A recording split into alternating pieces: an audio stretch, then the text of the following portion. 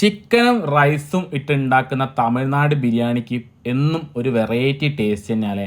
Hello guys, എല്ലാവർക്കും നമസ്കാരം. ഞാനിപ്പോൾ ഉള്ളത് ഈ ഒരു ചെറിയൊരു കടയിലാണ്. ഈ കടേൻ്റെ ഫ്രണ്ടിൽ തന്നെ വലിയൊരു ചെമ്പുണ്ട്. അതിൽ മൊത്തം ബിരിയാണി ആയിരുന്നു പറഞ്ഞത്. പക്ഷേ ഞാനവിടെ എത്തുമ്പോൾ കുറച്ച് ലേറ്റ് ആയിരുന്നു, അതുകൊണ്ട് ബിരിയാണി ഏകദേശം കഴിയാനായിരുന്നു. ഈ ഒരു പ്ലേറ്റ് ബിരിയാണിക്ക് 100 രൂപ കേട്ടോ.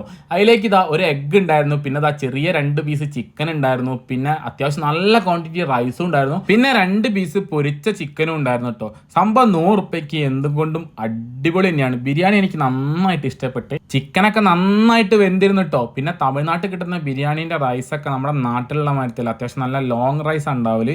പിന്നെ അവിടുത്തെ ചിക്കൻ പൊരിച്ചതിൽ നല്ല കളർ ഉണ്ടായിരുന്നു കേട്ടോ. കാണുമ്പോൾ തന്നെ നമുക്ക് പേടിയാവും. അമ്മരത്തെ ചുവപ്പ് കളറായിരുന്നു ചിക്കൻ പൊരിച്ചതിനുണ്ടായിരുന്നത്. പിന്നെ ഞാൻ അവിടുന്ന് ഒരു 50 ഗ്രാം ചിക്കൻ പൊരിച്ചത് വാങ്ങിട്ടോ. 100 ഗ്രാമിന് 60 രൂപ പറഞ്ഞു. ഞാനത് ഒരു 30 റുപ്യക്ക് കുറച്ച് ചിക്കൻ പൊരിച്ചതും കൂടി വാങ്ങിട്ടോ.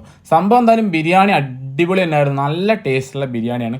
ഈ ബിരിയാണി കടയുടെ ലൊക്കേഷൻ വരുന്നത് തമിഴ്നാട് പുതുപട്ടണം എന്ന സ്ഥലത്താണ്, കൽപ്പാക്കത്തിന്റെ തൊട്ടടുത്താണ് വരുന്നത്. അപ്പോൾ നിങ്ങൾ ഇതുപോലത്തെ ബിരിയാണിയൊക്കെ ഇഷ്ടപ്പെടുന്നുണ്ടെങ്കിൽ കമന്റ് ചെയ്യുക. അപ്പോൾ നമുക്ക് മറ്റൊരു വീഡിയോ ആയിട്ട് വീണ്ടും കാണാം. ബൈ.